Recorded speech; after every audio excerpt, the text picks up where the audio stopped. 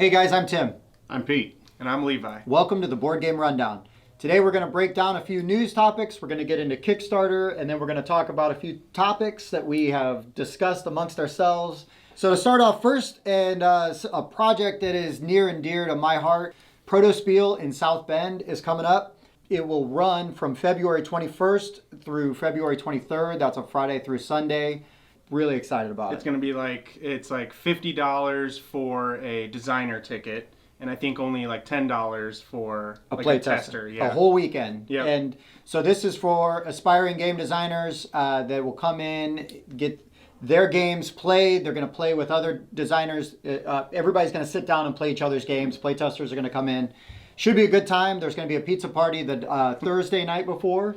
So lots of good things happening. You can find it on Tabletop Events. That's tabletop.events.com.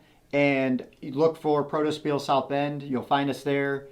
Buy a ticket. Check us out. It should be a really good time. So all that being said, we're going to get into news. And this happened a few weeks ago, but I've been very fascinated by this sort of Kickstarter catastrophe. The monolith. The monolith. The Beyond the Monolith. Can't win them all. No, but so Monolith has had some really huge Kickstarters. They had Claustrophobia, they had Conan the Barbarian. Yep. They had the Batman Gotham City Chronicles, which is sweet. See, I have only played Claustrophobia, and it was Conan. I've yet to break it out. But sure. Really cool game. But so they've already got like a very positive reputation. Yeah. And then they try to do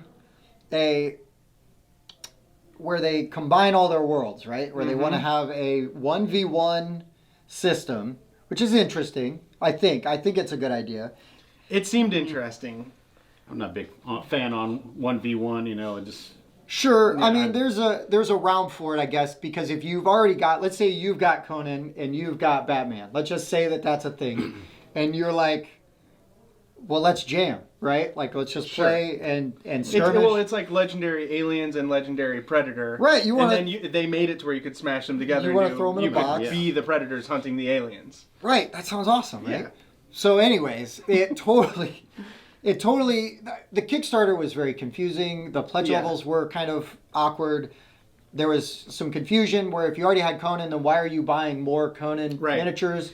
And it seemed awful expensive just for cards to a game. I feel like it was doomed from the get-go. That you already had, and there was like over almost 4,000 comments like on the Kickstarter page, and it was rough. It was kind of overreached there, huh?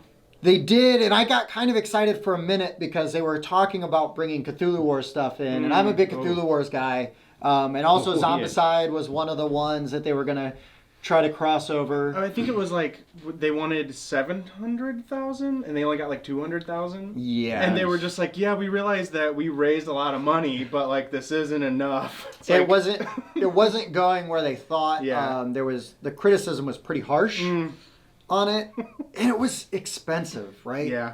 I mean, for what you were gonna get, like. Right. So it did look high quality. Like all the boxes looked super nice. Yeah, look cool.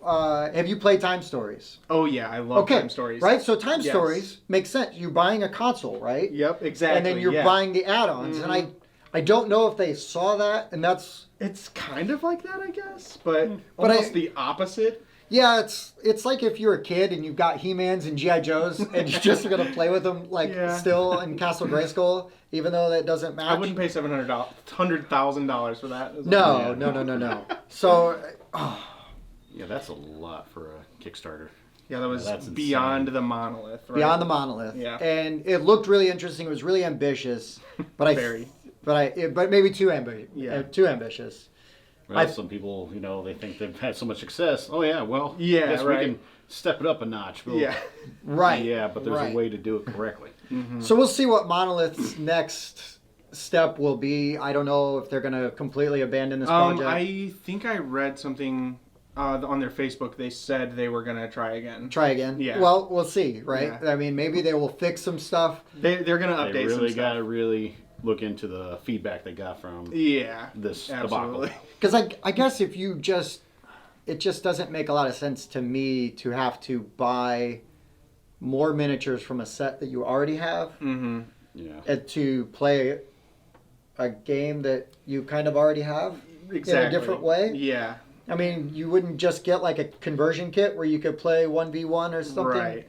So anyways, I don't know.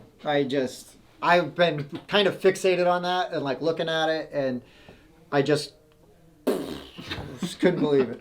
So moving on, we know Levi here is very excited because finally a long-awaited expansion for one of your favorite games. That would be Root Underworld is coming. I got the tracking number, so it's on the way. You're ready to go. So I haven't played Root, but it's asymmetrical. Oh my God. Territory control, or what is it? Sure, yeah, it's territory control. Yeah, and the thing is because it's asymmetrical, everybody's doing their own thing. Like somebody might be more concerned with territory control, whereas other people are like worried about like selling their services to other players. Oh, nice. It's one of the best games I've ever played. Like, so what's the expansion going to do? So the expansion adds 2 new classes that again have their own unique play styles. Sure. Like I don't want to go into the specifics, but no, fine. I think there's going to be 8 different races or classes you can pick from now. Oh wow! And it's a 4-player game. I think it goes up to 6 if you have the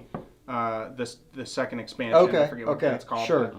But, it's good. So the one knock, I'm dying to try Root, but the one knock I've heard about bring it Root, to the next meetup. There we go. The one knock I've heard on it though is that because all the factions play so different, that like it's really hard to teach unless you understand how all the factions work. I can both agree with that and disagree, only because they did such a good job with like the like player boards. It breaks it down beautifully, and it's just like filled with flavor text, so you can understand it on like a thematic level. Nice. It's splendid. I absolutely love it. Yeah, I'll bring it to the next thing. I'll have to try it. I'd be interested in trying that. So you've convinced us at least for what that's worth. And so many games, it's like, oh, he's way ahead, we're never gonna win. With Root, almost every game, it's everybody's right at the like almost about to win because it's first to 40 points. Like or something. next turn, right? I would have won next turn. If you didn't win, I was gonna win. Okay, almost I can dig every that. game. Yeah, it's so good. I can dig that. I like games like that. Oh yeah, I can think of a couple. Yeah, they did Vast, which I never got to play, but that's also asymmetrical. I've heard a lot of good things about Vast, and then I've also heard like people hate learning it. But then once they know it, it's not so bad, which is similar to the criticism I heard about. And I think they took that criticism from Vast and improved for Root. By making the nicer player boards, right? And they actually, I think, have 8 days left on their current Kickstarter. Leader Games has Oath is coming out. Okay, so tell us about Oath. I thought Oath was pretty interesting. It seems interesting. Like it's kind of like it seems like it's legacy. Okay. Like interactive storytelling. I didn't look at a lot of the mechanics, but it's definitely like a strategy versus game where there's always one winner. So the question is, are you backing it? I'm debating it right now. Okay, so it looks like it's like a $90 pledge for Oath, assuming I'm looking at the right one. And it's the same kind of like, I would say, same quality like meeples and everything you get with like Root and stuff like that. So if you're familiar with that, then I've seen kind of know what you're getting into. I've seen Root. I like the artwork. I like the artwork is the shaped meeples with the screen print on them. Yep. So I all of that jives pretty nice. They're doing a good job. This is their, I think, like 4th, because there was Vast. They had another some game they did before Vast, but it didn't really succeed that well. Vast is the one that kind of put them on the map. Yes, definitely. Yeah. So they're super open about like other risks and stuff too. Like I was reading through and it said like, don't worry, even if like the boat sinks, like shipping internationally, we have it insured. Oh wow, wow. Well, I mean, so that's the thing with Kickstarter, right? Is it can be a little. I mean, okay, so I've been lucky because I've had some Kickstarters. I've had the worst luck, and they have all the ones that have funded have fulfilled. Now some take longer, right? Definitely. Than others, and that's fine, right? That's the reality of Kickstarter. I think I've had 4 that never were fulfilled. No, wait, that you paid for, right? I paid for nothing. Right. He was but in. I actually lucked out on one though. They had the Terminator 2 board game. Yeah. They was all set up. They had everything fancy. Everybody paid for the add-ons, and then nothing. Before that, nothing. They actually added on Evil Dead 2, I believe it is. Yeah, Evil Dead 2, the board game. And like, heck yeah. So I put in on that, and then nothing. Wow. More, almost $200 down the drain there. Yeah, Wow. But another company picked up, I don't know the name offhand, I'd have to look it up, but they said anybody who kickstarted the original Evil Dead 2, they picked it up and they're like, you will get a free copy. so they picked up the licensing. If their current Kickstarter had funded, they were. Was it for another Evil Dead? Were they just relaunching Evil Dead themselves? They totally did their own thing on that. So they've got the Evil Dead IP, and then That's cool. it's a really Yeah. awesome move. And it stinks. You still have to pay for shipping, but that is a Oh no. right at that point it's a drop in the bucket, and at Yeah. least you get your game. And Let's see here. Jasco Games is the one. we picked okay, up. so big thumbs up to them just for being Yeah. good human beings. The box looks cool. It's Oh, yeah. face of the That's awesome. Necronomicon. It might actually even be better than the one you were going to get originally. Yeah, they said the shipping hasn't happened yet because of Chinese New Year, but it's coming. So the original company, actually, it was one of those nightmare scenarios where they tried to do another Kickstarter to pay for their previous Kickstarter. Oh. It was really bad. It snowballed. It was horrible. Yeah. And there were. Unfortunately, Pete isn't the only person that got in on that, but he is the Right. one person I knew that did. And that it was probably the most recent debacle that's happened sure, to me. sure, But but. I've had more, it's been kind of 75 good, 25 bad. Yeah, yeah, and I've been lucky. I'll admit that I've been lucky. But the big Kickstarter stuff still ongoing. We talked about it a little bit last week, but we're going to talk about it again this week. Is the Return to the Dark Tower. That looks cool. It looks very cool. So I've already said a bunch about it. I'm going to let you guys share your thoughts. I love Rob Davio, however you say his name. Sure. And I love Isaac Childress. Right. So wait, I are don't you know how I haven't backed it yet. Are you a Pandemic guy I then? absolutely I played the crap out of Pandemic. Okay. Like when I first got into board games, that was kind of One of the first ones. one of the first ones, and oh man, I just Sure. played Now, it I know back you're to a back Blue to back to Maven. back. Maven. Yes, right? yes. I love co-op. I love like the yeah. puzzle type thing, like deck manipulation. Like, oh, they're gonna draw, this attack next, and Sure. the same with Pandemic. So, Can you tell he hangs out with Bob? Yeah. so with Dark Tower, I'm certain that I would get the same like surge of like, oh, we might be able to get one more turn out of this, or Yeah, and the co-op part of it seems really awesome. Yeah, Yes. co-op is big sell for me. I love same. co-op games, and the theme alone is like, yeah, that's all I need. The Yep. theme is pretty It's pretty awesome. rocking. I was nervous that it was going to be app driven.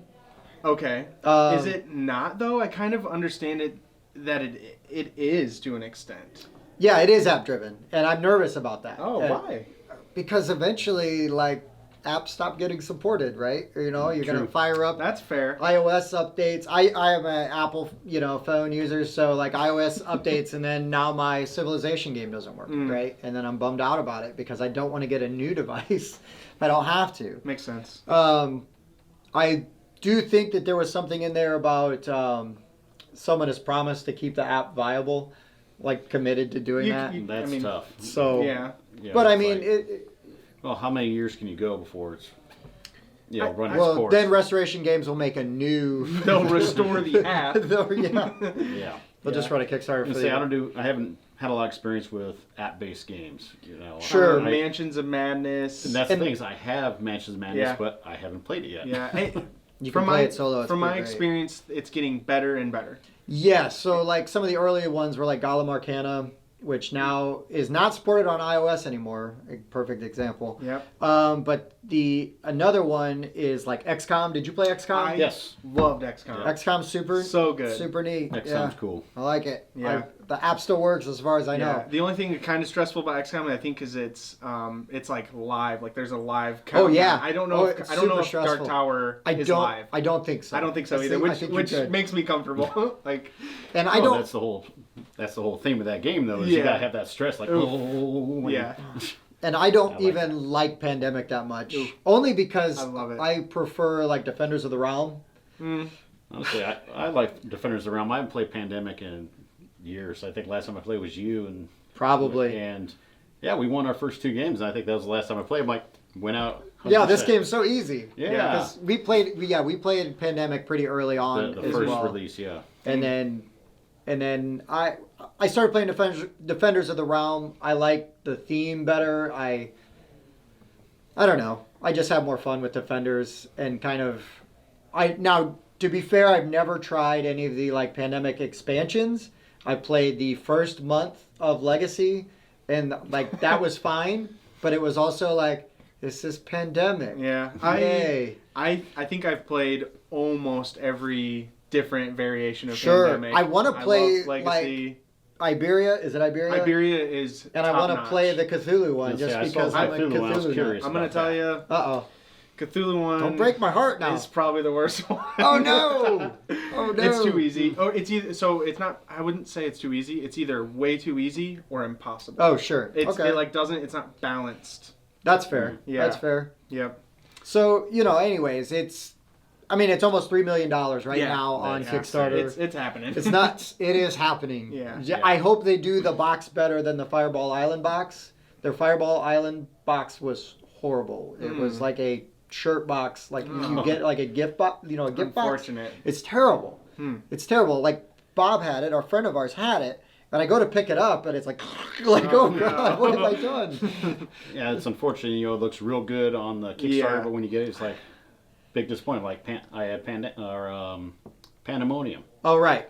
Looked really cool. Looked really good miniatures, and I get them. I'm just like really disappointed. We've seen. Well, they would have been fine if Simon didn't exist, right? But because Simon is I was just up about the to level. say, like, Zombicide and I think it's Edge of Darkness was another one of Sure. theirs. I'm so disappointed with them. Like the boxes they come in and everything. It just it's part of the tactile thing with tabletop games, right? You want good components, you want a good box. speaking of a good box. Let's hear it. Foundations of Rome. Right. That looks case amazing. looks insane, right? Yeah, it does. So Foundations of Rome is going to come in a box that's like a cube, right? The size of a cow. Yeah, it's like Oh, wow. this. And you pull out drawers Yep. with your stuff. Yeah. And that game, I'm so excited for that game. Like And that this- game looks really And this is a cardboard box. yeah. Wow. Yeah, I mean it's going to be I guess it kind of reminds me of like it's the same height as a Gloomhaven. Do you ever play Gloomhaven? Yes. So it's the same height as probably a Gloomhaven box, Oh, but alright. but it's a cube. right. It looks Should be interesting. looks so It cool. looks And I good. like just the idea of city building in there. I'm iffy on that. Sure. I just think that It building hurts the- my brain. Sure, that's fine. That's fine. I think I do anticipate when I play it with certain people, I'm going to need a turn timer. Be like, come on, man, you just gotta go. Well, I think Like, they were please. like they marketed it really well. They're like really fast turns, easy to set up, like things that I care about. You know. Well, and those are things that are super important to me, right? Yeah. Fast turns. I'm fine playing a game for 3 hours. I just don't want it to feel like 3 hours. Yeah. Yeah. And I don't Yep. want an hour and a half of that to be one guy just trying to take his turns. Yes. Because if a game can be played in an hour, like let's do it, baby. Right. Like I want to When it's play not your other turn, games. think about what you want to do. Yeah. That I've come to appreciate games like. Have you played Lanterns?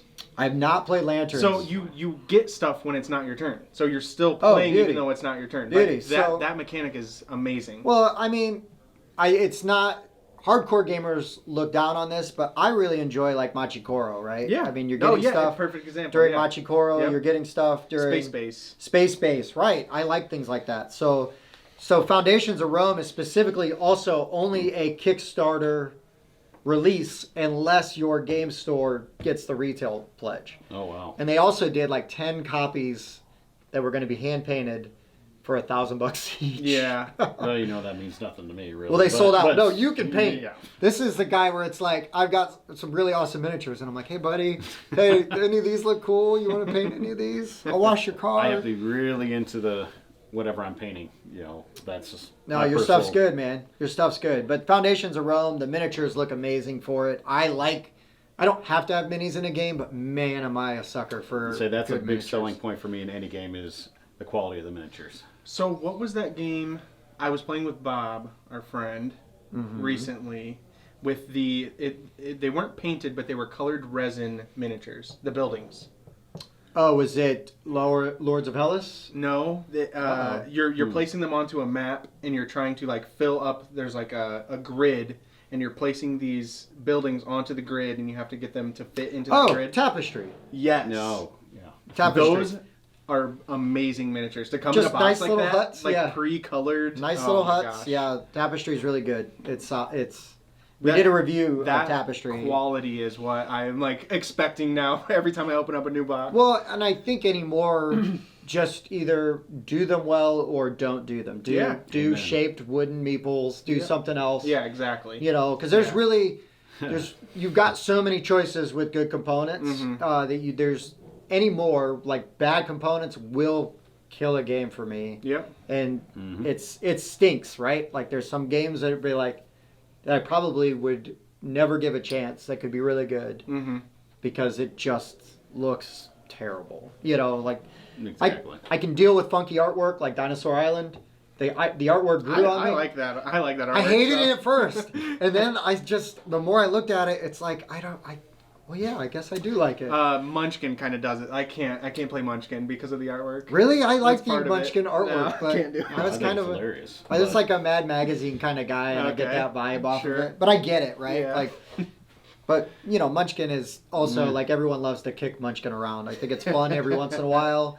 I don't It gets to hate the on point where it. it just gets to be the same thing every time. It's Yeah, got that's- those like take that mechanics. It's all take that And mechanic. I just can't do it. I can't do it. all take that. I It's- like co-op, so It's a beer and pretzels. Like if you're just gonna like Yeah. talk some trash Sure. with the right group of people, or somebody you want to make cry specifically. Well, the fun point about it is trying to, get away with breaking the rules. Well, also That true. is probably the best part about it, but And that's if not you're enough for me. if you're playing Munchkin properly, yes, that is what That you is- but that is kind of the theme. There. that is what you want to get into. But so, anyways, Kickstarter. It's got those two big boys on there right now, kind of hogging up a lot of the air. They dropped right at the same time, but Oath. I'm gonna have to look into Oath. when you click games, Oath is front. Yeah, center. it's right up there. Yeah. It's right up there. There's Shiver Me And- Timbers looks kind of interesting, but I haven't looked a I saw lot another at one that. that was like something Slay Me. Yeah, something like that. Yeah, Oh, Here yeah. to Slay. Yeah. But that's by the. It looks more kiddish. I'd say. Yeah, it's the Unstable Unicorns people. Okay. So expect things along those lines, which are fine for like party games. And I love party games, but they have their I can their go either place. way Their on it. place, yeah. They have their Yeah. place. Like I'm not like I've got to have every party game, but there are like some strategy games where like I got to have all of these, right? Sure. So, but a really good party game, man, there's a good place for it. Like Just One, Code Just One Names. has been like hitting the table consistently since I've had it. Sure. So And like even a good werewolf game, like I know some people hate it, but I know a lot of people. What was that hate new it. werewolf game we played? Wolves of Mercia. Well, that It's one, fantastic, I man. enjoyed that. I've not heard of that one. Oh, you're gonna have to Oh, play with you would us. love it. I like. So I'm assuming is it like bluffing? Yes and no. Ish. It deals really well with the player elimination because you get a Okay. ghost card, and so now you have a new objective. Oh, And so you have that's fun. a daytime roll and a nighttime roll, and there's multiple ways to win. Like you could win it if you get killed. Yep. Okay, Um, that's fun. So it's not just surviving to the end of X amount of rounds. There's 5 nights. Every roll has a different objective. There's one roll that you can't win if you have it, but your power is to change roles with someone. So That's you just great. pass that sucker Yes. around, right? Like, oh, now I'm the werewolf. So you really have to like keep checking what you're doing and where Yeah. you're at. So it's an awesome It's enjoyable. variation Very of that. enjoyable. Yeah, Wolves of Mercia, like find it. It's really good. I recommend it. It looks like Wolves of Merca, by the way it's spelled, but it's Mercia. So moving on, we're going to get into some topics that we'd like to talk about. Who wants to go first? Anybody? Go ahead. Levi? What was I I'll talking put you on the about? spot. I don't know. What do you want to talk about? Well, in my head just now, we were talking about co-op games. Let's do it. So my buddy just bought it. I don't own it yet, Uh-oh. but I need it. So, yeah. It's called Shipwrecked Arcana. Okay. So basically, it's a co-op game. Everybody has these tiles in front of them, 1 through 7. Okay. In the center of the table, there's like these tarot cards. The art is phenomenal. Okay. And basically, one by one, like I would have 2 tiles in my hand, and I have to. It'll be like a 1 and a 3, and I'll put the 3 on this card because it says if you have a 3 but your other tile is less than 2, you can put it here. Okay, sure. Like a sort of like puzzle deduction type stuff. Right. And after I place my tile, then as a team, you two kind of have to guess what my other tile is, and we just keep taking turns. And there's all these cool effects. So you have to play. Does game end then if you can't play a tile? The story is like your mystics on a ship, and there's like a doom track. Okay. And so as you're failing and doing poorly, this doom thing's going, and you have to make the predictions to move your like. Okay, so you're You trying to right. Get Okay, out so there. you're working against the track. Yes, That sounds is really neat. So have you played like Hanabi? Oh, that is my favorite game. So is it like Hanabi then, where you're? I would say it's very similar to Hanabi. 'Cause that's- you know what I mean? Except You've got the- opposite because you know what your stuff is. But you don't right. Okay. So it's more like Creo, or it's called Creus now on the market. I got it like at Gen Con when it was still called Creo. okay, sure. It's you're all playing as like Greek gods or something, Okay. and you're trying to build a planet, and so you have all these cards in your hand, and you have to like. So I'll be player 1 this round, and it'll rotate. Okay. Well, I'll play this card, and then you play that card. You play that card. They're all face down, and then we flip them over, and they activate in that order, Sure. and they have to like function. right. you know, So it's correctly. a weird engine or program movement kind of It's or programming, the but subtle communication because you have to like spend energy to like just gonna show you this card. There's no you can't Oh, talk about what sure. you have, so I can just show you a card, and Oh, you're wow. like, does he mean he's gonna play that, or he's gonna what's he gonna right. do with that? And you can't say anything. yeah, right? exactly. So if you played the Grizzled, we played Grizzled. Oh man. I have not. Oh. That's the tiny little box. Yeah, Yes. tiny Okay. box. Yeah, small box set I in World always War see One. it. Yeah, World War One, and it is so mean. It is straight Oh. co-op though. Okay. Brutal. Yeah, but the game is so hard to beat. We've beaten it once. One time. Once. One time. So It we've is- played a bunch. Nice. And it's the game just works against you so hard. It is. so like on your Yeah. turn, you're trying to get rid of the cards in your hand, and but you don't have a lot of cards. Some of them, they all have at least one symbol. Some have multiple symbols. Okay. And you can't. Everybody's got to play a card, and if you end up with too many of the same symbol, like something bad Okay. happens. Nice. And sometimes you're just stuck, right? Or you get a what do they call it when you like a hindrance? Shaken. You get shaken, and then believe you it, get yeah. like a. I'll give you a second. Sorry. No, you're good, I'm man. like parched. No, you're good. So in Grizzled, you're playing cards. They've got symbols on them. You've got to get the cards out of your hand. And if you have too many of the same symbol, bad stuff happens. If you get like a shaken card, you might be mute. Oh, Yep. that's awesome. And then but you can't tell people that you're mute I actually so that box over there looks like Space Team. Have you guys played Space Team? on the phone. Okay, on the app. I've played a card version and stuff like that where Okay. like you get a card and like you're a robot and you have to like you can only Oh, I've seen. I think you played It's so Space Team good. with I us. think, yes, I have. We all got to get on like the same Wi-Fi, and it's Yeah. like, so very similar. who's like, got the Zorg button, right, or Yeah, something, right? yeah. You're just trying to. yeah. So yeah, Oh, Grizzled yeah. is an awesome, brutally hard co-op. So what was yours called again? Shipwrecked Arcana. Shipwrecked Arcana. Okay, Yes. so I'm gonna have to look at that. Dude, I need to go buy it right now. Like, Okay. Just hyping it up is like hyping myself up. I'm like, crap, I need this. I've gotta have it. So yeah, I've been playing Barrage. It is so good. So it's 1920s. Nikolai Tesla. You are building dams and power plants along a series of rivers that are on the boards. The water cascades down. You're gonna draw. The water is gonna catch in the dams. You're gonna draw it into your power stations and your conduits. You can pay other people like money and a victory point to use their conduit. That sounds like there's like a railroad game that I played with Bob recently, one of our buddies. And We're gonna have to just put his picture Yeah, up yeah. in By the the- end of this, everybody's going to who yeah, bought it. in memorial. Bob the gamer. And I just know that to use their train stations and stuff, you have to pay them. Oh, sure. Yeah. Yeah, so it works along that way, so that way you're kind of also feeding off of other people's stuff. Yeah. You want to get different locations may generate more power, so you're trying to also maybe get some of those choice locations, so then people will pay you to use your conduits. And it's worker placement, right? straight up worker placement. So you're placing workers, and then you just do what the action says.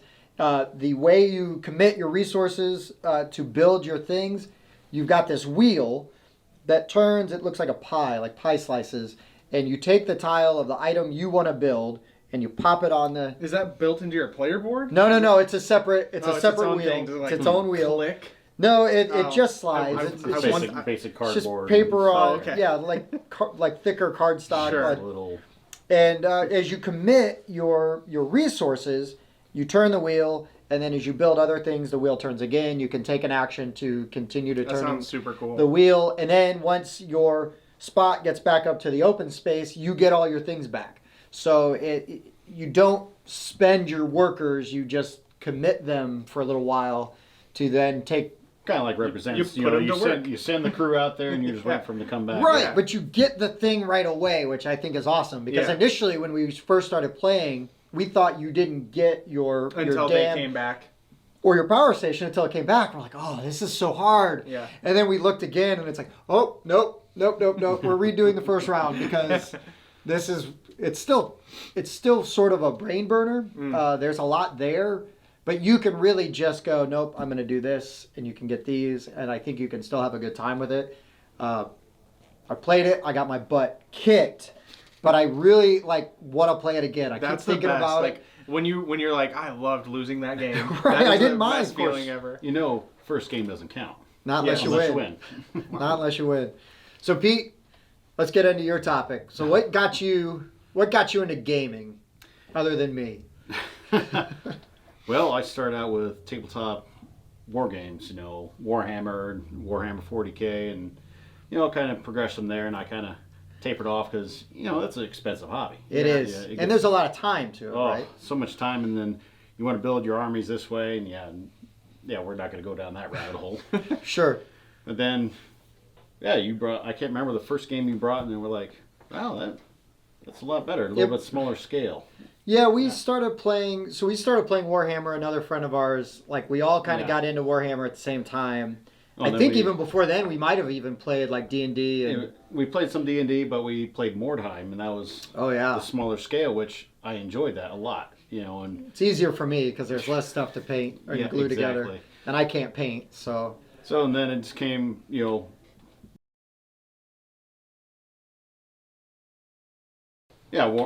like strategy games and co-ops. Being introduced to co-ops, I can't, or hidden movement, right? So we play Spectre Ops. Spectre Ops, Last Friday. Yes. Any X-Wing? I've never actually played X-Wing. I have the core set, and I want to play You know X-Wing, what? but I've never played it. I have all of it. I'm serious. That was one of the first things I got into. Oh, sure. And so I got up until they started introducing the new 7 through 9 content. The new trilogy, right? Yeah, which I didn't care about. Sure. I just wanted 1 through 6 stuff. Sure. And so I just got all of it. You're so young. 1 through 6. Oh. Only the babies like the 1, 2, 3. Right. And I don't mean that in a derogatory way. I just mean it as people way younger than myself. Yeah, but I do like those heavier games. We've So gotten into Twilight Imperium. Yes. I like stuff like that. Yeah, it's good. One of those you got to think moves ahead. Of course, those games I do all right for a little bit, but then it gets to the point where I just want to screw with you guys. Yeah. You definitely got to play with the right group of people for those heavier games. Yes, and like Game of Thrones, right? Oh, yeah, I was kind of referencing that earlier. Game of Thrones Risk. No. It's similar to Risk. No. I actually have that one. Haven't played it yet. But I don't. No, we're actually talking about the original Game of Thrones board game. Okay. Yes, it is. Everybody basically you play as one of the houses in Westeros. Okay. Okay. So you're familiar with Game of Thrones lore. Yeah, so you're like Starks, Lannisters, whatever, sure. right? Mm-hmm. And you're on the map. Mm-hmm. And you've got actions, Okay. little circular tokens All right. that you then secretly place face down.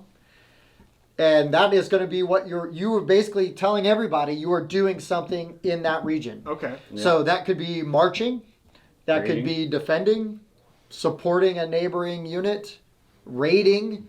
So if you go first, you take their token basically off the board and get money for it, right? And the game is so much fun, and it is You're so. trying to capture the fortresses and stuff. Yeah, you've got to There hold were so like many points. you got to hold X amount of fortresses by the end of your turn. And you've got like 8 rounds basically, right? Something like to that, to yeah. win.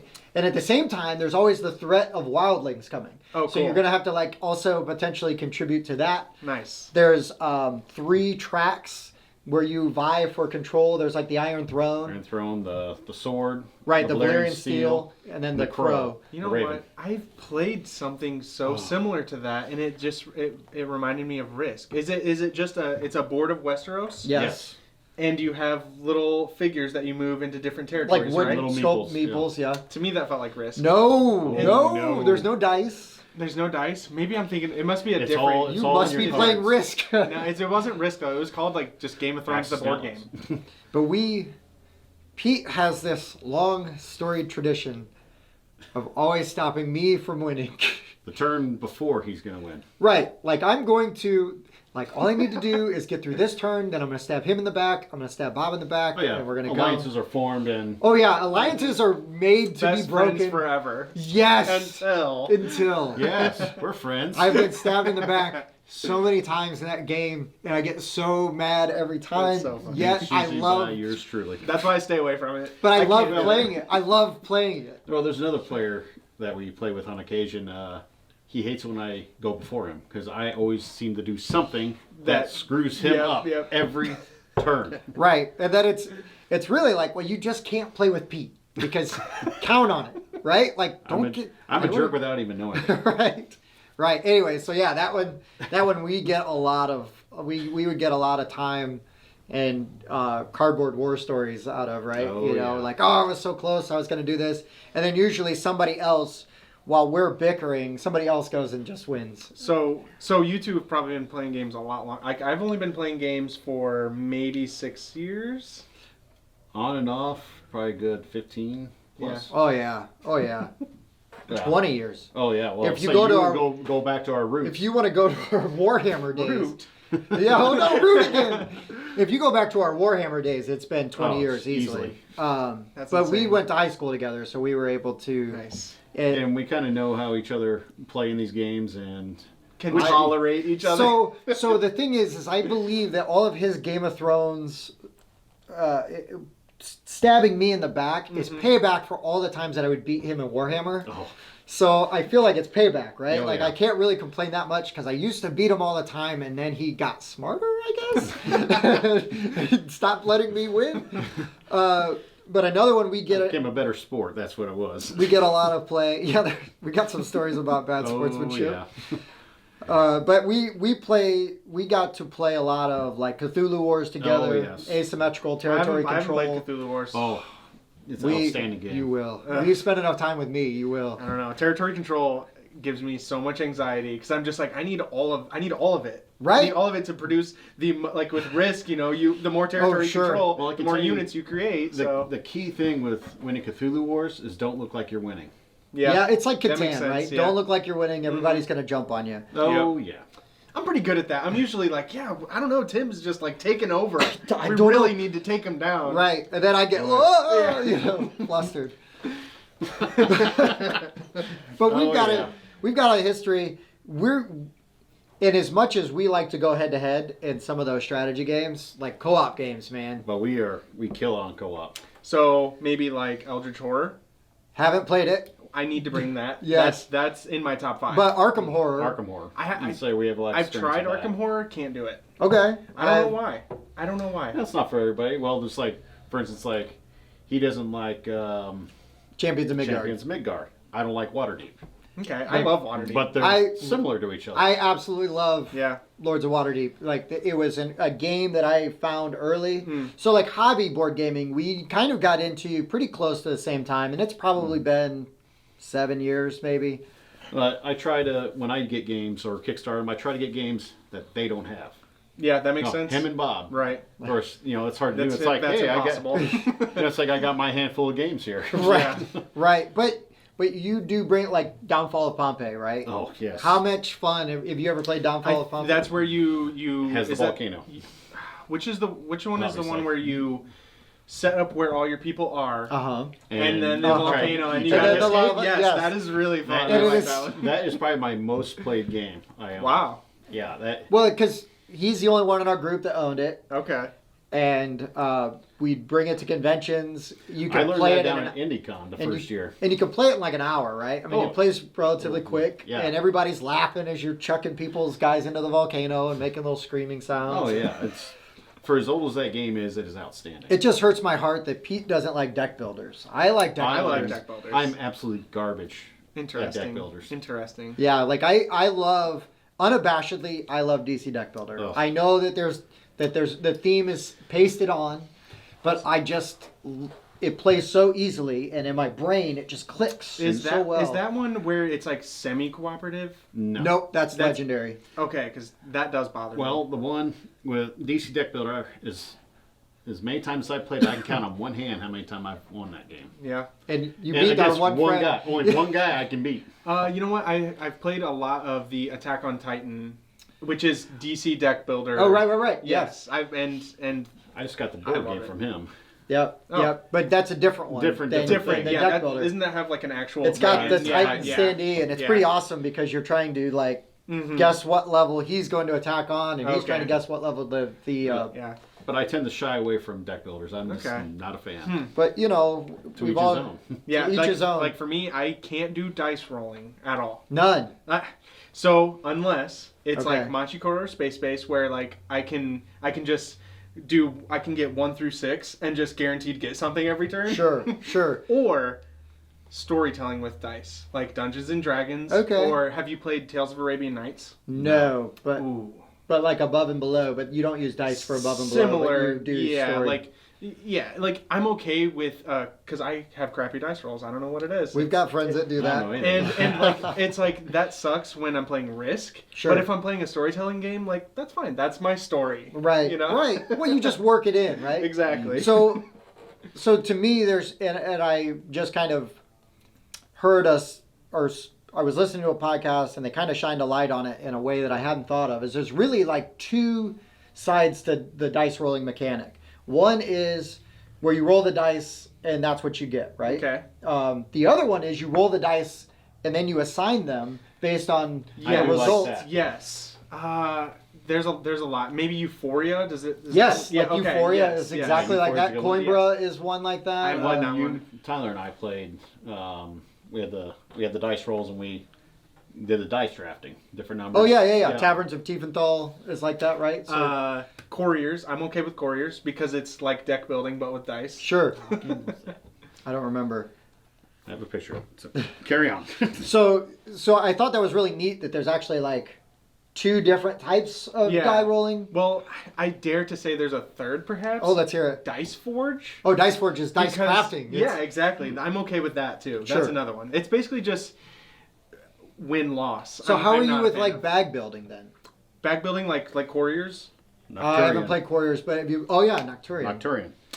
Well, with Couriers, you're rolling, you get stuff, and then you use those resources to add different dice to your bag. Oh, okay. And then you draw out And your then, dice, and then you can like purge, or I forget the word they use, but cull. I think you Okay. cull your less not, desirable Not ones. unlike Dice Masters though either, right? I mean, it's you're basically a unlocking your deck dice- builder. You're unlocking your Both dice dice. and you throw them in your bag, and then there's a round Yeah. where you draw your dice out, and then those are the die you get Exactly. to use. Yeah. It's, Okay. Exactly. Okay.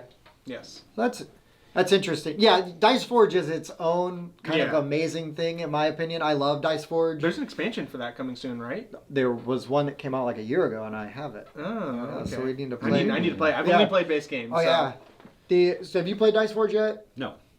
So Dice Forge is awesome. Every turn, I'll just spoil how I feel about it, right? Every turn you're rolling your dice. So even on other people's turns, you're still rolling your dice, and you're keeping track of what you're getting, like money. Victory Like different points. rubies that you Yeah. use. So like for different sunstones, like moonstones. Yep. There's gold, and you're going to use those things to buy potentially either cards that will give you abilities, like roll your die again, or you're going to buy new die faces, and you pluck off like the 1 gold, and you buy the 6 gold, and you Yep. stick that on there. So you're making your die better. That's So cool.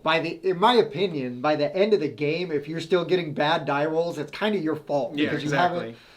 in the game, for me, it goes really fast. Like Dice Forge is so amazing, right? Because it goes very fast. Well, and you're doing something not your turn, so you never have that downtime. And there's a lot of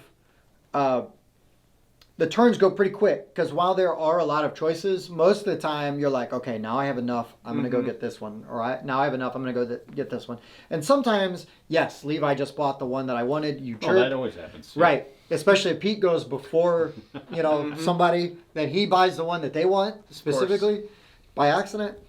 And but it's still like there's so many good options with Dice Forge, and it's super fun. It takes like 2 minutes to teach. Oh, You yeah. basically just go, okay, look, we're gonna just start rolling dice.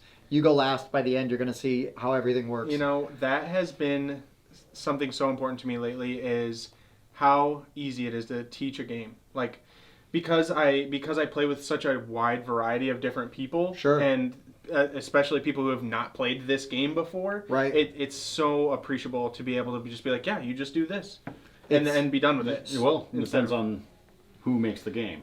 I'm thinking Fantasy Flight. Fantasy Flight. Oof. Some of well, those are, well, like for instance, Forbidden Stars. You got 2 books. You got your one. This is how you start. Now you got to refer to your big book to figure out exactly what that and does. Forbidden Stars is Sure. just really, really good game. It's just heavy. It's super heavy. It's not a good casual You game. got to have the patience to play it. It's But going to once- be like, guys, come over. We're playing Forbidden Stars. Okay. Not like you're looking at your shelf and like, Right. this sounds good. Everybody Right. want to do this? Like, no. But once you get the game mechanics down, it is outstanding. Yeah. They did Imperial Assault also. Fantasy Flight, yeah. yes, they Yeah. did. But and I forgot. Now I just blanked on the name. Forgotten Stars, Forbidden Stars. Forbidden Stars is in the Warhammer 40K IP. Oh, Yeah.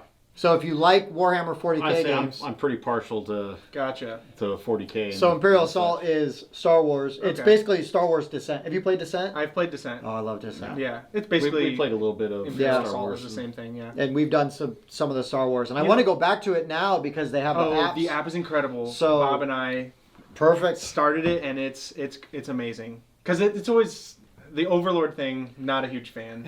It's fine, but like sometimes I just want to be able to play co-op. Yeah, You know? definitely. And they did a really cool like it's very interactable. Like choices matter. I played some and- on the Descent of okay. the Descent app. Yeah. I haven't done a ton of the Star Wars one. I want to do the Star Wars one because I It's can at good. least also do it solo. It's good. Kind of branching No off pun of intended. the co-op there, and speaking kind of an Overlord thing, I like a group of guys against one. And see, that's what we were Yeah. just talking about. So like, I like love Descent. that. Yeah, like I say, Overlord. Well, you it's like just cackling as you were mowing down. So the What? others is that The others Others. is so brutal. Oof, that is Yes. so brutal. I have yet to see the humans win that. Never Come have close. I've never seen We it. have come close. We came close one time against Bob. But it was satisfying when you're actually. And the thing with that one, right? That's interesting that you brought it up because it's on my shelf. Oh, I yeah? have it. I have everything for it. I want to play it, but it's so hard. It's so brutal. It's so hard. But like the miniatures are great. The theme It's is good. really cool. Mhm. Like I just it's so hard.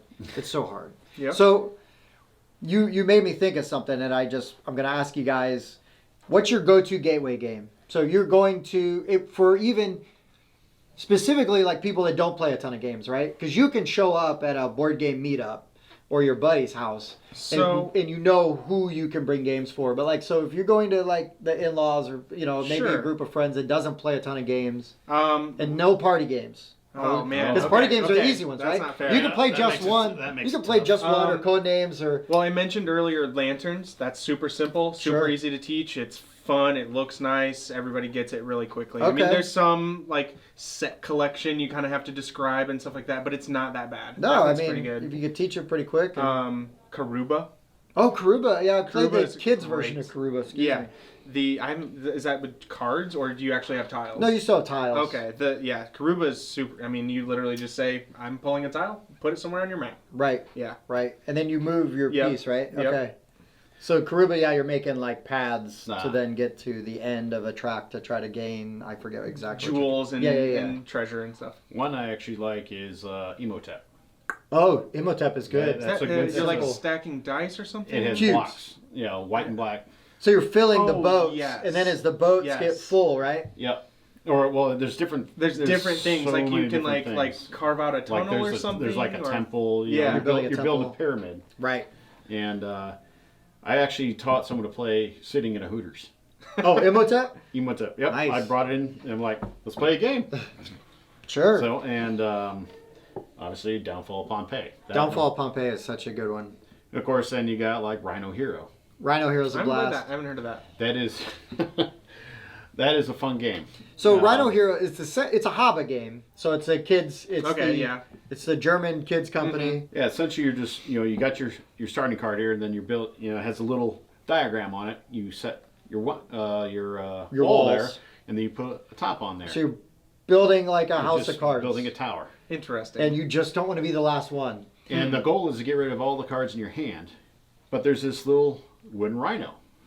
There's some cards that make you got to take them off here, pluck them off, and set them up there Dexterity Oh, games. without I it can't. without it falling. I And can't we- do dexterity games. We have played this at conventions where we're standing on chairs, Oh, right? no. Like stacking stuff. We've even seen someone made a huge set. Oh, I there's mean, like there's the a walls are like huge this tall. set that is like available in Japan. Wow. That we've seen stateside at a convention, and yeah, it's giant size because normally it's just like card size. Yeah. Yep, and they actually have another one. It's The Super Rhino Hero. yeah, it's I just- have it, but I haven't played it yet. Yeah, I've played it once and did horribly. Another good one, it makes you really think, is the game. Oh, the I haven't game is played that one. tough. I haven't The heard of game is The game. you basically have two Two rows, decks. two decks, right? It's 1 and 1 and 99 and Oh. 99. The Mind. Nope. The- Well, the Mind is another one. but Okay, because the I game want is I different. want to play that one. Anyways, The go on. Mind. Yeah. The Mind. Well, the game, the whole point of the game is it's co-op. Is you got to get all the cards out of the deck and out of your hands into the pile.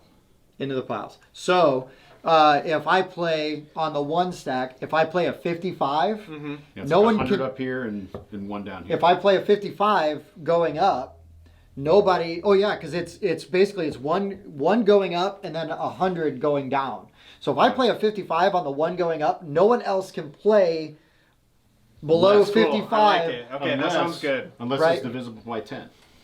Yeah. No, not divisible Not by 10 divisible, less. Yeah, 10 less. So That's if what you I played a meant. 55 and somebody could play a 45, and Okay. then somebody could play a 35. It's a matter of like, you can't But- talk to each other. But you about can't it. talk to each I other. love it. So you've got to play the Or card. you're like, don't touch that. And sometimes there's limited table talk, right? So you're like, I'm going to totally destroy this row, or I could play something that's like relatively close. And somebody would be like, don't touch this, please. Nice. So we have beaten I've the been game. it twice. I've beaten it once with a group of people. That sounds right up my alley. Well, another one, coup. I hate coup. I'm like done coup. with coup. I hate coup. I'm like over coup. it. Sorry. I started with it. It was in my Well, collection. I haven't played a whole lot of it, but the handful of times I did play it, I enjoyed it. I would- can understand how it would get old after a while, but I've also heard they have expansions now for it. Sure. Once No, go on. Once I got Secret Hitler and Oh, stuff yeah. like that, I just kind of stopped dealing with the. I'm prepared to have the unpopular opinion. I did not like Resistance or Coup, I like Resistance. but I think I hate Resistance the most. And what about Avalon? I haven't Never played that I think I played I- Avalon once. Resistance, it's kind of I just for me. there's other games I guess I like better that I feel like I don't want to say do it better because there are people that love those games and I don't have a problem with that. Like I don't want to poo-poo anybody else's preferences, but for me, man, I'd rather play Secret Hitler. I'd Secret rather Hitler's amazing. Have you played that one? I think I played it once. I don't It's remember so much. good. about I it. actually played it before it was released at Gen Con. And, Oh, fantastic. I think I And played got it. like the wooden box set Yep, and everything. that's what I've yeah. got too. I think sure. I played it after you first got it. Yeah, you That's probably the last did. time I played it. But I prefer like that kind of hidden role Yeah. game or Masquerade. Have you played Masquerade? haven't. Masquerade's super neat What because you're about- also bluffing based. You're taking the action saying that you are this role. And basically, people can call you out on it. And if I you're like that. wrong, you've got to pay them. Yes. But if you're right, they Almost have to pay you. Sheriff of Nottingham. Yes, and I love Sheriff of Nottingham I'm so actually much. kind of iffy on that one. But It's when- because I'm too scared to put any contraband.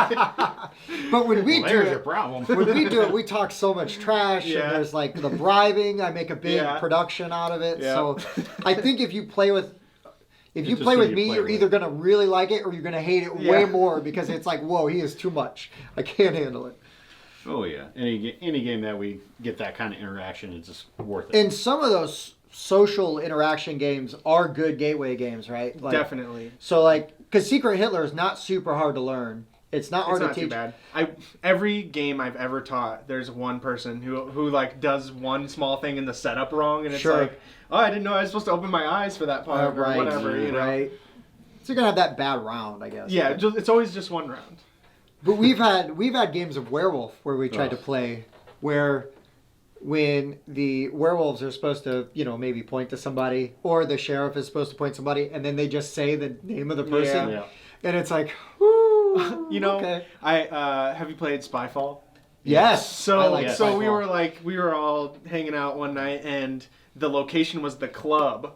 Okay. And for some reason, my brain was just like, I was like a good guy or something, trying not to reveal the location to the spy. Right. And I was just like, yeah, I used to like go to the bar all the time when I was like real young or something, and like told a story about it, and everybody just looked at me like I was an idiot. Like, no, just ask a question and move on. We don't need. It's like you're so nervous about lying that you just start over elaborating too Yes. much. One of my, and I don't care what anybody says. One of my go-to games for a gateway game is Ticket to Ride. But I like Europe. I haven't played Europe. like Europe a little bit better because you get stations which allow you to Nice. build. You kind of use somebody else's track. It doesn't help you for like longest route. So just a Actually, little I've bit not more tried that one complexity. But that is like. I've heard that that's better. I know people, Ticket to Ride. It's evergreen. It's not Yeah. the most complex game. I on used the to actually planet. have it on my Kindle. Yeah. I used to just to kill time. I have the I think it's like a 10th year anniversary or Oh, you got 20th? the big one? It's the big one. Nice. All the trains The- have the full color. The nice cars. It's nice. Ticket to Ride's a good game, man. It's good. It's a good game. I don't want to play it every day, but if somebody's like, hey, we're going to play Ticket to Ride, and I don't have it, I'm not going to not play it, right? Mhm. There's some games where I'm like, I don't want to ruin your experience. Like, I want you to play and have a Yeah. good game. And I love, like, a lot of games. Mhm. I will... Really? You I like will- board games? No. I know. I probably, for someone that does like reviews and like likes to talk about games, some people will kill me for not being critical enough. But I get so much out of playing board games and just the social experience and The few things I'll knock on a board game for are like the lack of interaction. Like if we're not. Oh, so if- you don't if like we- the if, solitaire, If we can right? play a whole game with a wall between us, then it's not really worth playing. Sure. And there's some Yeah. people that's how they want to play, right? Yeah, definitely. Like more of like a puzzle single player type experience. Sure. Where they're not, communicating, I guess. Right. I guess for me, like, I'm fine doing that also. It depends. But if the theme is good, then you can kind of side If the conversation. theme or like the components are really good, right? Yeah. Like, Yeah, I mean, it's like components, again, I know we've touched on this before, but components is what makes a game for me. oh, absolutely. And I'm fine if a game is just cubes. I can deal with it, but I as always long as look it for makes- better bits. Species. As long as it makes sense. I haven't played that. Ooh, Dominant Species. Heard of it. Oh man, Yeah, I'm aware it of is it, but I so haven't- good. It's worker placement and territory control. It's Sure. the only territory control game that I'm like, I'm okay. like, with wait a this. minute, you've been dogging territory control Well- all night, and now you're like, oh, here's my favorite game, and it's territory It's control. not my favorite, but it's up there. And it's because the worker placement is so cool. How it activates in like a timed sequence. Okay. You know what I mean? Sure. So it's not just like. So you're like engine building, wait, no. It's not engine building. It's more. It's worker placement. Like you decide, like I'm going to populate.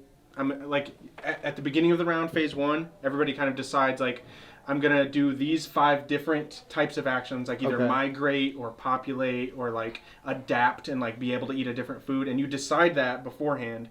And then it all activates in a specific order. Sure. So the migration might happen before you populate. or Exactly, whatever. yeah. So you know when you're going, when your stuff's gonna happen. But Okay. the stressful alright. like decision making part is just placing your worker. Oh right, like So- because now you're committing to. Yeah, you've committed. After you place your worker down, you have to wait until everybody I think you have like 5 workers if you're playing in like a 2-player game. And, Sure. So you set that worker down and it's there for a minute. So Right, and then you're sweating. Yeah. Like, okay, what are they gonna do? yeah, exactly. So is there a lot of just making a move just to counter you or Oh or yeah, screw you absolutely. over? There's Okay. one of the things is called glaciation. Okay. And it just basically the center of the map is like an ice thing, and every round, well, as long as people take the glaciation action, it will spread. And every time that tundra terrain spreads to a new tile, it just wipes out everything that's there. So if somebody has like a huge like forest full of stuff, and you just And you're gonna drop a glacier and on you're it. gonna and the other thing is because somebody selects that action, Yep, then you know it's what going to they're gonna happen. do. So you're like, oh, and migration happens after that. Sure it does. Just like Of trying to course it figure out- does. Makes perfect sense. That's awesome. Yeah, it's good. That's awesome. So my gateway game, I mean Dominant Species would not be a gateway No, game. not at all. But I No, another I fun made a one. lot It's of people Coal Baron. mad with that one. which one? Oh, Coal Baron's Coal really Baron. good. Have you You played know, Coal Baron? Speaking worker placement. Yeah. Yeah. Straight up Baron's- worker placement. You're building though your own. Aren't you building your own tableau as well? You're building mines. Essentially, you're taking work orders. You know, like, hey, this work order requires this much gold or this Okay. much kind of ore. You know, there's coal, gold, copper. I think it is. I There's forget, yeah. it's like 4 or 5 different ones, and you're building mines coming off of these. You got to buy them off the map there. And the thing is, you can't just keep building off to one side. You actually got to balance it, or it negatively Oh, affects that's your cool. score at the end. That's cool. Now, is there a lot of player interaction in Coal Baron? I don't remember. There's a little bit, you know, the thing is you place your worker here, you know, you just up the price for the next guy. Sure. You know, it costs more to do that action. You know, like you Oh, put yeah, one yeah, worker, it costs you 2 workers to do it, Okay. and so on. So and how forth. is that for player interaction for you then? Is that too solo, or is that that- still work? That helps, because then at least it's like, oh man, you Or you- had to do that. You Right, know, at right, least right. it invokes some Some conversation. emotion, right? Yeah, something. Well, you know, like, you know, you got your different mines up here. You know, there's lit mines and dark mines. Oh, you know? right, You know, that's right. how you just differentiate the sides. But it's like, oh, well, I'm just going to go ahead and buy this because it looks like you need to balance this Yeah, off. I guess that's maybe why I prefer co-op games, because like you're doing those actions, but then the communication is like in a more positive way. Like, hey, we need to figure this out.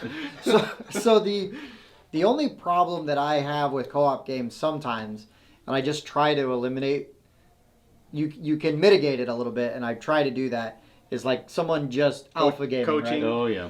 Yeah, Well, you I- need to do this. Well, so the way I do it, if I'm like playing Pandemic for the first time with somebody Sure. and they've never played board games before, I just try to explain all their options in a very neutral tone. Sure. Instead of saying like, yeah, this is really important, this isn't as important. I'll just be Right. like, this is option A, this is option B. Sure. Those are You your also got to options. try to avoid that with a seasoned gamer too. You know, some people take offense to that. Oh, yeah. I've seen people get upset. Sure, over yeah, sure. definitely. So, like, one of the things I guess I don't like in games, and it can happen in co-op games. It can happen.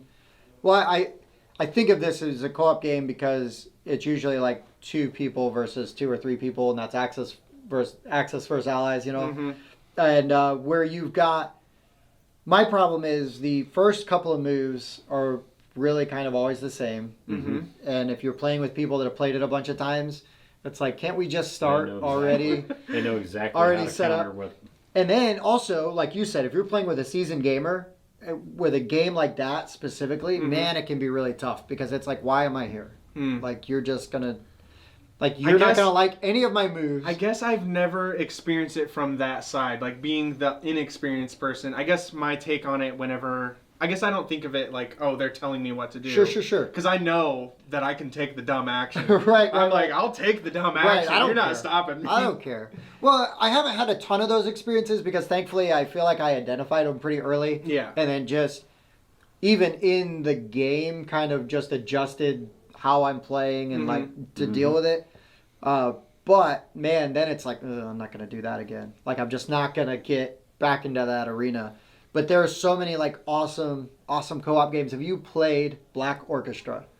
Nope. Oh gosh, Played it it's once. So hard. That is a hard game. So hard. You're trying to like kill Hitler. assassinate Hitler. You're Okay. trying to kill Hitler. I thought I It's knew what all it was. factual, like World War II Nice. stuff.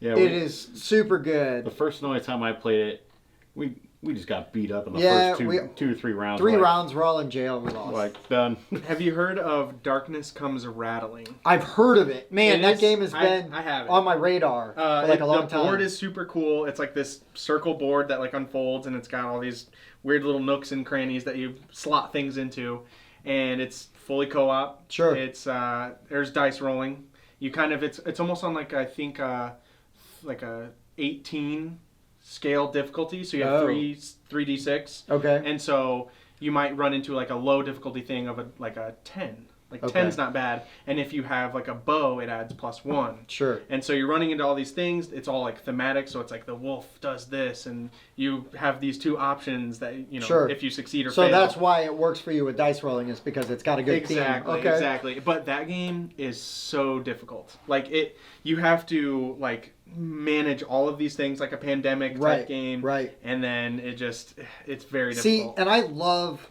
really hard co-ops with like fun people to play co-ops with, though, because you get into it, and then when you win, it's so much better. Yes. Well, there's a couple of, there's a submarine one I want to try. Right? Oh yeah, U-boat. U-boot. Oh, U-boot. me and Bob and Oh. another buddy of ours, Dan. Yes. we I played that. really want to try that It one. is not a game. It's a simulator. It's real. I It's love that very stuff. difficult. Well, he served. Yeah, I he was served Navy, in the so- Navy. If you like, the hardest part I would say is you actually have to like do the math, and like you have this crazy thing that you're like timing things, and like you have to launch torpedoes at a Sure. specific speed and stuff. It's insane. That What was sounds the other one good. that Captain Sonar? Sonar? Yes. I love Captain Sonar. Have you played Captain I've Sonar? played Captain Oh, Sonar. I that really is enjoy outstanding. Captain Sonar. good. You've got to again have the right group of people. You've got to just People in the right roles and kind Yeah. of be okay with being stressed out like the whole time because it's really tense. I definitely think they should have just not put in the turn-based mode. I've never played turn-based Me mode. either. Yeah. I've never played it. Like, I've there's no- no what is reason this to. turn-based? Yeah, I exactly. have no interest because I've had so much fun Exactly. just straight up Mhm. like On the fly. yelling across. Mhm. And Oh, I've, yeah. I've played a bunch of different roles and lost at all of them, and I've won. We've won a couple times. yeah. I think honestly the only role I'm not super interested in playing is I think it's the engineer, where all you do is just kind of like X stuff out. Oh, that's really tough. It's really enjoy tough. it. Oh, because you have to make the decisions on the fly. Right, Okay. right. And if you choose wrong, right, then it comes back to you. Yeah, And- like why did you so, X like, that out? and I was so bad as the engineer because I'm like, hey guys, which one? Hey guys, and they're trying to call out things. I'm like, I don't know, I don't know. Oh, Because like not playing that role, I'm just like, wow, that looks so easy. How did you mess that up? It's terrible. It's so terrible. Because you're Well, like, no, I think we can take a hit here. Oh wait, that doesn't work anymore. Yeah. Sorry. the worst role for me is he's the one who's listening.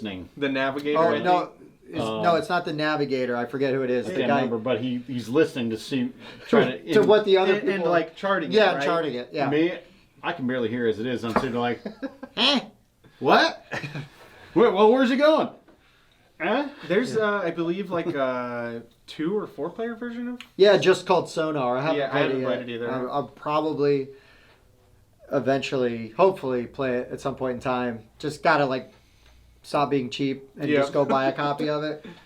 Yeah. But I don't even own Captain Sonar, so I That's feel a- like I need to that get is that a one first. hard one to get to the table. So Yeah. Because like I feel like there's not really a point in playing unless you have 8 people. you kind of need 8. Yeah, you kind of need 8, and you need 8 of the right kind of people Yep. too, right? So that's kind of the story of my game collection. I have a lot of games, but they're hard to get out on Yep. the table. Yep. Well, you've got and you've got a lot of really Like good kind of niche dense games. and sort of niche games, right? And it's Yeah. it's like okay, like you're not just gonna play that with your significant other. Yeah, exactly. I Oh, think no. when I first got into gaming, I kind of hit that middle ground, like pandemic and stuff like that. Like it's more complicated. It's not super easy, but it's got some complexity to it. And then I was like, oh, I love this complexity stuff. So I started getting even denser games, and now I've receded back into like Sure. super simple games. Actually, one that it plays really easy and the theme's fun is Gore Chosen. Oh, Gorchosen's amazing. That- Oh my gosh. That one, I actually had my significant other play that one with me. She was like, "Okay, I'll try it," and then she did pretty well on it. Is So Gorchosen, you're like in this tiny little cute. It's an square. arena. You're Yeah.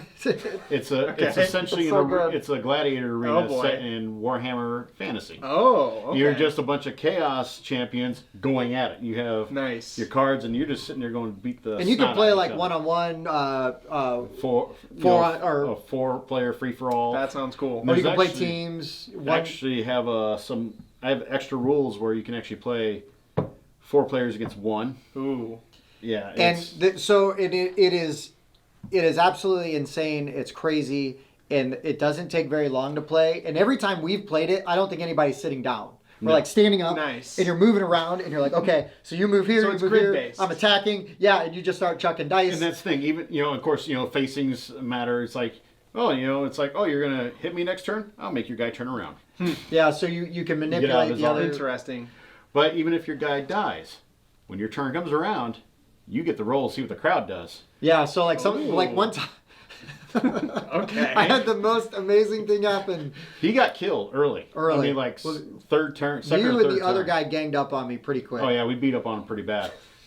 He rolls the die from the crowd. He throws something into the arena and cuts the guy's head off. Yeah, so I That's got a amazing. kill while dead because I Wow. rolled a die, and it's like you get a Random. card and you get like random things can happen. Mm-hmm. So you also kind of have to be okay with that because if you're like doing really well and you're like I planned this all perfectly and I've made all the right moves, oh now I'm dead.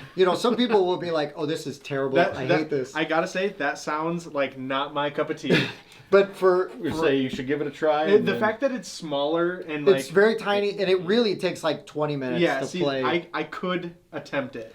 if you're willing to attempt it, I'll let Tim take it if I'm not able to attend. But There's I believe there's like Spartacus. They like Love from Spartacus. the show. I can't do it. Oh, I Spartacus love is Spartacus. so much Blood fun. and Sand, right? Yes, Yeah. but you've got Spartacus does. They don't just have the gladiatorial. Yeah, you're also combat. like poisoning the there's enemy the- champions there's and the stuff. political. You got political phases, so there's so many You know, ways to win and do things. Yeah. And I actually had all the expansions for it, and it played up to 8 players. Oh, yeah. Wow. It was That's too brutal. much. So the only problem with Spartacus, and I love playing it, and I got it You gotta myself. get the right people. You got to get the right people, and also though, it's kind of like it suffers from what D&D can suffer from, in my opinion, is that you're doing all this awesome story stuff, and then it takes like 2 hours to get through one combat, and you're like, oh, okay. Now, Now, they can get drug out really. now quick. D&D, it's fine if you're in the combat, Right. and you're going, and it's you're into it, and you're excited. But like in Spartacus, you may have you may be controlling a gladiator, but you may also just be betting on Yeah. the gladiator. Yeah, that's the thing. You can make bets like, oh, he's gonna cut his head off. Yeah. Yeah, Oh, there's gonna Nice. be blood. and but it can drag. Yeah. It can drag at those I agree. times. But we played, and I was goofing around, and we did like during the auction phase, and we went through, and I Yeah. was actually treating it like an auction and doing like auctioneering kind of stuff, and we had a pretty good time. Yeah. We had a Yes. pretty good time with it, and it made it a little bit. Honestly, with probably 4 players, it's solid. But if you, I wouldn't go to 8. We tried 8 once, and it was, We were at a convention. yeah. So you're talking about betting and you're talking about auctioning, and for Yes. some reason it reminds me of Home Stretch. Have not played Home Stretch. Have you heard of it? It's horse racing, right? Horse racing. Yes. I don't know what it is about these dry games like Hansa Teutonica. They're Uh-huh. just the most dry theme. Like, horse racing, that can't be fun. I have not had so much fun. Like, we blast, I think it's like Williams Overture or Oh something. yeah, I don't yeah. know. William Tell Overture, yeah. And just have that on repeat, and just every round we're just like betting on these horses, and See. it is so fun. I've got family that loves the Kentucky Derby, so I Okay. really need to get into Dude, that. you should totally. I'll really let you need to borrow get it. into It's that. amazing. Speaking of racing, that just reminds me of Thunder Alley. Thunder Alley is Thunder amazing. Alley. I do not. I could care less about NASCAR, Yep, same here. but this is a NASCAR board game, It is fun. and it is so much fun. You are because the way you manipulate your cars when you play cards, they either pull cars with them. You're breaking the chain. So I would play that. Thunder is- Alley it is is- so good. And It is more fun than it should be. Oh, Yeah. it's so good. My wife beats me every time, and she claims she hates it. I'm like, how do you hate this game? You win every time we play.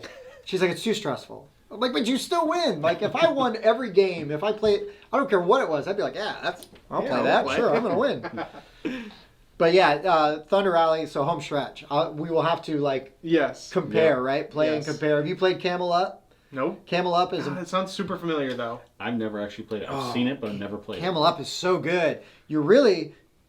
It's sort of like an action selection and then betting.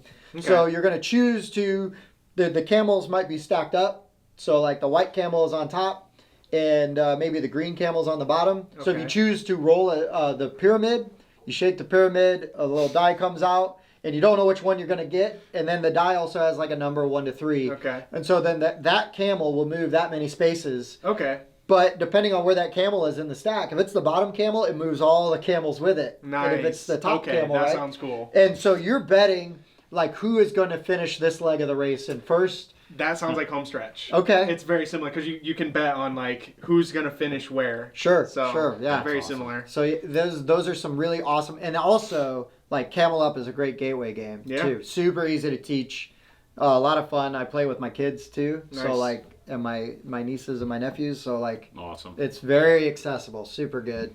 That is one thing I don't have in my collection yet is a lot of kid friendly games. Like Oh. most of mine are 12 and up, I guess. We have like Takanoko. Have you played Takanoko? Nope. Okay, so that's where you're like moving around the Oh, panda yeah, and yeah, he's yeah, eating yeah. the bamboo. Yes. Yep. So like I've simplified Takanoko a little bit so I can play with my 8-year-old. Okay, that's cool. Because you just don't get into some of the heavier stuff with it, and you Sure. can still do the set collection. Nice. We also will play like if you play Potion Explosion. Yes. So like I played Potion Explosion with her, and just in the last month, did we actually start doing like letting her use the abilities of the potions. So Nice. before it was just okay, we're gonna play first one to get to 5 potions, and it's like. They're worth points. So I'm like, okay, so these are worth this many points. So if we get to 5 and you get the most points, you win. That's cool. But now she started playing and actually like using what they do. And so you can adapt. You'll find ways That's cool. where you can adapt them. She just asked me about playing Dungeon Pets, and I'm like, oh, I don't know. Like that one's... It's not like... I'm not worried about the theme because you're just like imps, Yeah. caging up little monsters and selling them and things like that. And that's why she wants to play, because she thinks all the little monsters look cute because she loves Pokemon. But there is like a level of complexity to that. It plays similar to, now I can't think of the name. It's basically another dungeon. It's a Vlade Chavatal. Welcome to is a different thing. But Vlada Chavatal, did he do Codenames? yes, Did he also do Fuse? maybe. I haven't played Fuse. Fuse is cool. I If think you he like did- dice rolling, Fuse is cool. Yeah? Yeah. Have you played Galaxy Trucker? I have not. Oh, that's stressful. I don't like dice. No, there's I no don't wanna dice. talk about There's it. no dice. Galaxy Trucker, you've got like a pile of Of tiles in the cubes. middle. No? Oh. Pile of tiles, and you basically have a certain amount of time to build your spaceship at the beginning, Ugh. and then, but the pieces don't always match up. So you've got to like get pieces that all match, but you've got to have thrusters, you've got to have fuel, you've got to have guns and shields, I think I played that one once with you. and And so do you take turns getting those things? Like oh no, everybody's grabbing it's stuff. just ugh. Everybody's grabbing stuff. I You're hate going. You're grabbing stuff. And if you grab, and then what you do is, after the build phase is done, you go through and inspect everybody else's ships. As stuff just falling off of it because Oh, it's no. like, well, that doesn't connect. Well, I just lost this. And then after all of that, you've got like a certain amount of distance that you need to travel. Oh, so cool. that's represented by a deck. So the deck is going to reveal like a meteor shower is going to come from this side and it's going to hit on this row. So if you don't have like guns to deflect that. to deflect or a shield. yeah. It'll hit a part Okay. of your ship, and then a part of your ship breaks off. That's and so pretty you're funny. cackling as like people's ships are falling apart as you limp into the finish line. There's also a really good app Oh, for okay. it that you could just play straight like solo Galaxy Trucker. Oh, it's a blast. It's so. Just be ready for disaster. Speaking of like putting tiles together and stuff, have you played Castles of Mad King Ludwig? Oh yeah, That's this boy's jam right here. I like it. I played that a lot. It's difficult, but I can dig it. I'm Yeah. not super good. I'm not super good at it. I always seem to do pretty well at that one. You're good Yeah, at that. I'm mediocre. Yeah, but I haven't actually played that in a while. But But still, you Yeah, were some- hot and heavy on that one for a while. that you was were something good. I was good at. The scene. And then they did, I think it's Between Two Cities is Stonemeyer. I know Yes. that one. And then they did Between Two Castles of Right, Mad King have not Ludwig or played- something. I haven't Yeah, played I that don't one know either. either. I haven't played Between Two Cities, so I don't No, know. Between Two Cities is really good because I'm sure you're Stonemeyer. working with your neighbor. So you're building a city on either side, and your highest point city doesn't count. So you have to try to build them equally. It basically just stops you from focusing on just Yeah. one good one. Yeah. And it's pretty good. I played it a few times. I really liked it. But it's really, again, it's kind of stressful because you're like, oh no, like this is good, this is bad, this is good. Have you played Sorcerer City yet? That's a new Nope. one. Sorcerer's, you play Carcassonne, right? Yes. Okay, right. You played Of Carcassonne. course.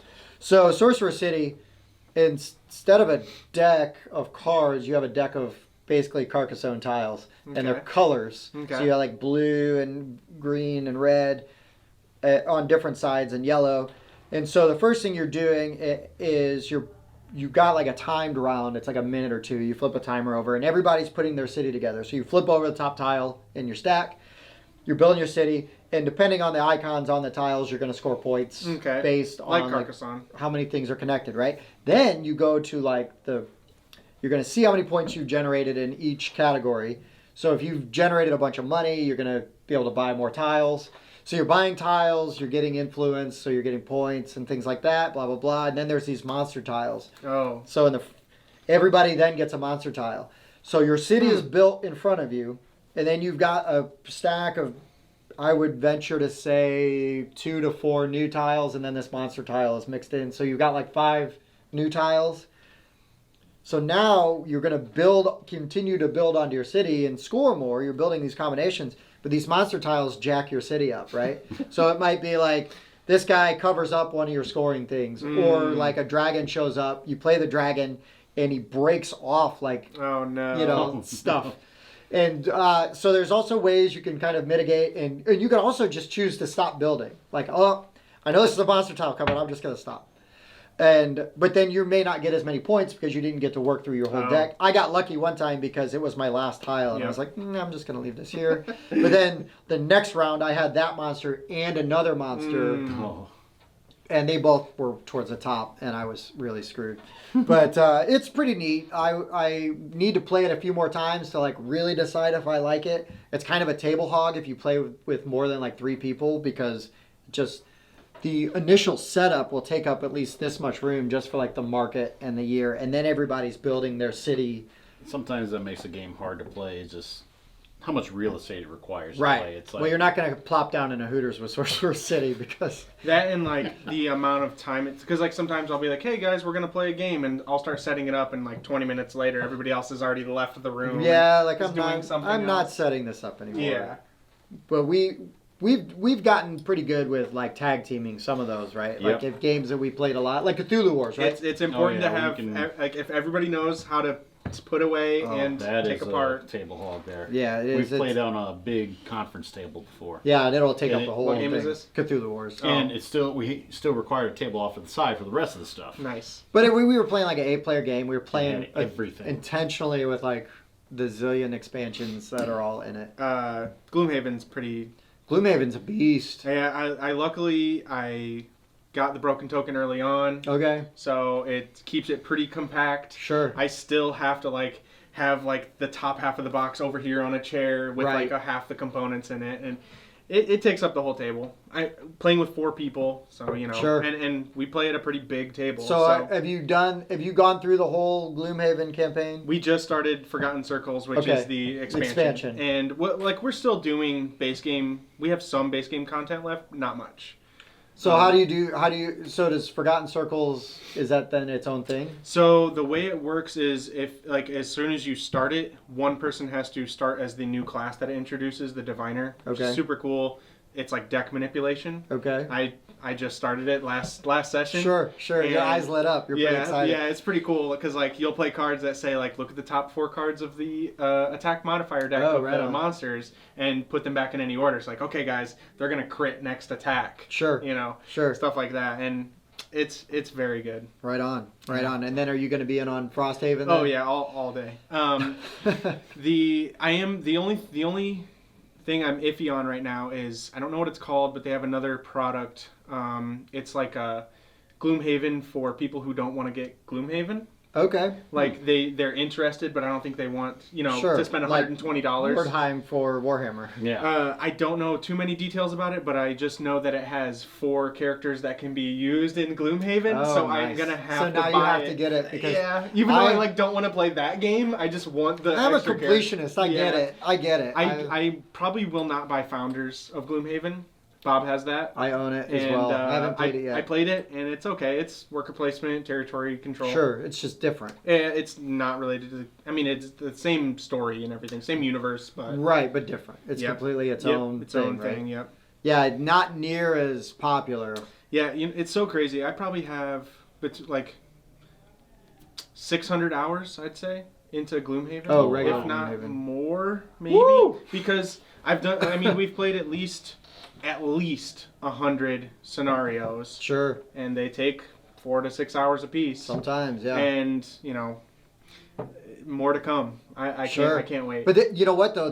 That's what justifies the $100 plus price tag. Exactly. Right? Yeah. It's paid for itself. Yeah. Because I probably have that much time in Cthulhu Wars, just easily. as many times Yes. as many times as I've played it. No, you even taught it. So Yeah, at and I the just convention. go and I teach it. The funny thing though about Gloomhaven, for some reason, and with Imperial Assault and Descent and stuff like that, with those types of games, the rules can be so fuzzy sometimes. Yes. I don't know what it is about Gloomhaven that is type- terrifying to me for that reason, because you just have to push through. even more than Descent, I feel like Gloomhaven, if you mess up like really early, you could really screw yourself up later. Yeah. Where Descent, it's a little more forgiving because the story's very regimented. Yeah. We've messed up so bad. Like Okay. I think like 60 sessions in, we were like, "Oh my god, we've been doing this completely wrong." Oh. And we just came up with some stupid thing like, "Oh, the armor smith had some kind of special alloy he was using."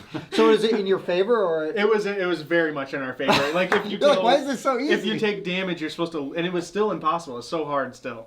And you're supposed to lose a card permanently when Right. you like want to negate damage. We were just discarding it and then getting that card back later. So that's my question in Gloomhaven.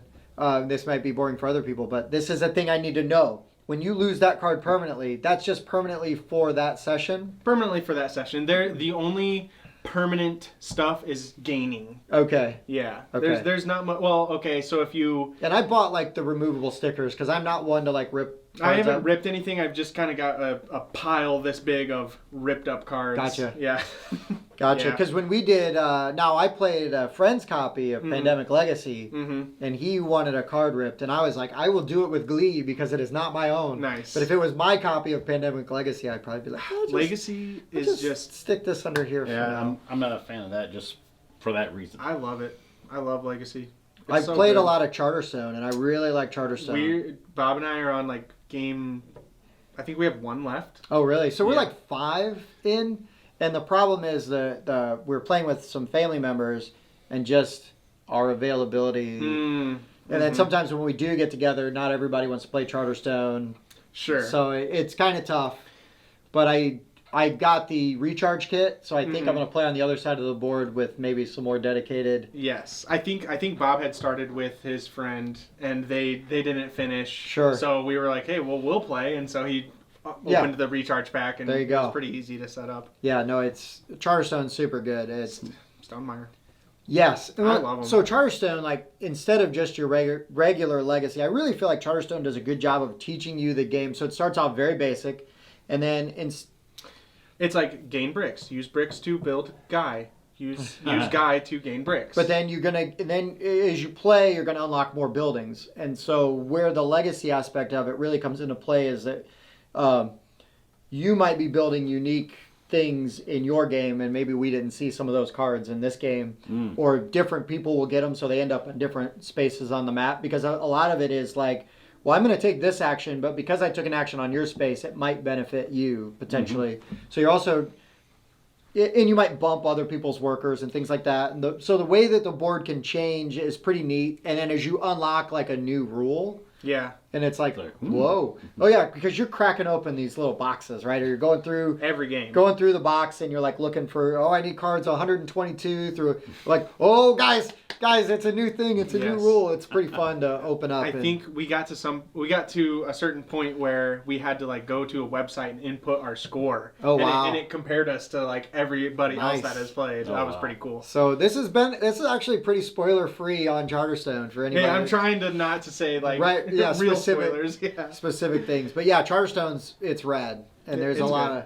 The surprises are a lot of fun out of it. Speaking of Stonemeyer, have either of you played Wingspan? Oh yeah. Nope. No, do you know about it though? I know of it. That's the thing. I've been out of the gaming for at least a year now. You're kind of hanging out on the periphery. I He shows tried up to game nights and plays a few things. I try to get in as much as I can. I just, at the time, I just went back to first shift recently, and a lot of it was my availability. So now he can actually show up Nice. because I always work first shift. So now that we can actually play more games together again. Yeah, But yeah, Wingspan. So what do you think about Wingspan? I think it's phenomenal, and I can't wait for Bob to get the Europe expansion. Oh, he doesn't have it yet? I don't know if he like already ordered it and it's on its way, or I haven't played it with him yet. I got lazy and just bought mine from my game store. Oh my gosh, it's so good. Yeah, no, Wingspan. So you would think you would hate this game. I'm just going to tell you that right now because it's all birds. It's birds. It's all birds. And it looks like all the drawings of the birds, they look great, but it looks like a book for it looks like an encyclopedia. Yeah. I don't know what the right word is, right? But these are all like ornithopy. I don't know. Yeah. So you're basically you're drafting these birds. You're building a tableau. You're going to play these birds out onto your board, and you've got like 3 different regions that they can live in, but it's an engine builder. It's like programming too. Right, so you're going to take an action, and then because this happens, it's going to fire off. All of these guys are going to go. Your brain would really work well for it because you're good at setting up big chain reactions and combinations, and that's really what you're doing. Like we played one time where a guy just kept drafting predatory birds, and so like he just kept eating, Nice. and the. I had one game where I had this. It was a bird I laid it in the prairie area, which gets you eggs whenever you take actions there. And it was like every time it activated, it was getting me eggs. So I was just like on this crazy egg farm thing. And I take it eggs are you can keep them in nests. So every bird has like its own nest size. Some have 0, and it's all accurate to the kind of bird, right? Right. So like the tiny birds, which is very good. Yeah, So those are worth points, but they're also used to like hatch more birds, and like there's like round bonuses, like have eggs in these types of nests. Right. So and that going into the round, right? You know where you're gonna try to need to build them up. That makes sense. My only problem with Wingspan, and it really isn't a problem, is that like initially it got, because the release was so funky. The demand was higher than the amount of games, and then everybody flipped out and got really mad at Stonemaier games. And I'm biased because I love Stonemaier games. Yeah. It's like, you'll get your game, just wait. Yeah. And so people like had ordered these games and they weren't getting them, and then like the prices on the secondary market were crazy. Like, I mean, these games were going for a couple $100. Wow. And it's no way. Like, the game is really good, but there's no way. Like, that kind of go find it in your game store and just pick it up for MSRP. Like, it's worth that. Yeah. It's worth that. But it's not worth twice. Like, to me, right? So in a way, it was like overhyped. And I kind of waited till it cooled down. I found it in a game store. And I was like, I was like, whoa, sweet. And so I bought one. And then the people I was with, I was like, you guys probably want to get this. Yeah. Like, and they've got it and they really like it. So it worked out, right? But I was like, even if you don't like it, dummies are buying it on the internet for way more than what you're about to pay for it. It just does a really good job of, like you said, like being thematic. Like with the nests are accurate, and like at the bottom, it gives you like a brief description of what the bird is. And... So sometimes it's like have a birds of so many centimeters or whatever. Yeah. Certain sizes. Yeah, it gives you the exact size. So sizes will trigger like. Yep. What you can do. Like, because if you have like a predator bird that activates, you draw a card from the top of the deck, and if it's less than 50 centimeters, you eat it. Basically, you tuck it under that card, and it counts as a point. And you get points. Yeah, That's awesome. It's pretty awesome. It's deceptively simple and extremely complex at the same time. Yeah, there's a lot of strategy, and the deck is big enough that you can play through a bunch of times. And I definitely think there's a couple cards that are overpowered once you figure out how to use them. Okay, we haven't suffered from that yet, but good. I'm sure that's coming. Yeah, I'm sure that's coming. Well, anyways, guys, we've talked your ears off more than enough. But thank you for watching. I've been Tim, Pete, and Levi. You guys have a great night. Thanks for watching Board Game Rundown. If you liked what you saw, give us a thumbs up. Hit subscribe. And definitely ring that bell.